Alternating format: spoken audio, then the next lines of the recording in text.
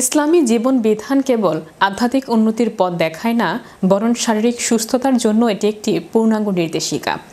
আজ থেকে ১৫০০ বছর আগে প্রিয়নবী হজরত মুহাম্মদ সাল্লাল্লাহু আলাইহি সাল্লাম দাঁড়িয়ে পানি পান করতে নিষেধ করেছেন। কিন্তু নবীজি কেন দাঁড়িয়ে পানি পান করতে নিষেধ করেছেন, আর এতে বিজ্ঞান কি বলে?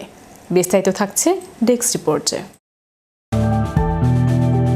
ইসলামের জীবনবিধান কেবল আধ্যাত্মিক উন্নতির পথ দেখায় না, বরং শারীরিক সুস্থতার জন্য এটি এক পূর্ণাঙ্গ নির্দেশিকা।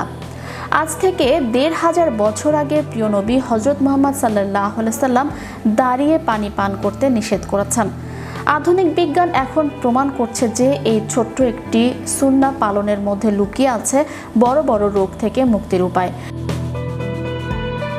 চিকিৎসা বিজ্ঞানীদের মতে মানবদেহের গঠন এমন যে বসে পানি পান করাই শরীরের জন্য সবচেয়ে উপযোগী। দাঁড়িয়ে পানি পান করলে শরীরে প্রধানত কিছু জটিলতা সৃষ্টি হতে পারে। দাঁড়িয়ে পানি পান করলে পানি সরাসরি সজোরে পাকস্থলীতে গিয়ে পড়ে এবং দ্রুত নিম্নভাগে নেমে যায়। এতে পানি ঠিক মতো পরিশ্রুত হওয়ার সুযোগ পায় না, ফলে পানির অপদ্রবগুলো রক্তে মিশে যেতে পারে এবং দীর্ঘমেয়াদে কিডনির মারাত্মক ক্ষতি করতে পারে। দাঁড়িয়ে পানি পান করার সময় আমাদের শরীরের স্নায়ুগুলো উত্তেজিত থাকে। শরীর তখন ফাইট অর ফ্লাইট মোডে থাকে, যা রক্তচাপ বাড়িয়ে দেয়। বিপরীতে বসে পানি পান করলে প্যারাসিম্প্যাথিক স্নায়ুতন্ত্র সক্রিয় হয়, যা শরীরকে শান্ত রাখে এবং হজম প্রক্রিয়াকে উন্নত করে। গবেষণায় দেখা গেছে দাঁড়িয়ে পানি পান করলে শরীরের জয়েন্টগুলোতে বা হাড়ের সংযোগস্থলে তরল পদার্থের ভারসাম্য নষ্ট হয়।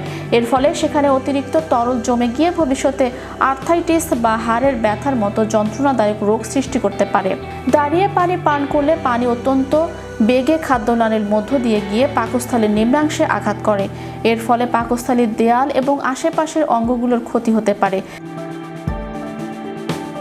দীর্ঘকাল ধরে এই অভ্যাসের ফলে হজম প্রক্রিয়ার সমস্যা এবং গ্যাস্ট্রোইসোফেজিয়াল রিফ্লাক্স ডিজিজ হওয়ার সম্ভাবনা বেড়ে যায়।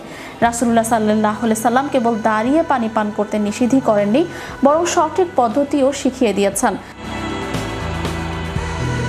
নবীজি কেন দাঁড়িয়ে পানি পান করতে নিষেধ করেছেন? এতে বিজ্ঞান যা বলছে। বিজ্ঞান আজ যা নতুন করে আবিষ্কার করছে, ইসলাম তা শত শত বছর আগেই মানুষের কল্যাণ জানিয়ে দিয়েছে।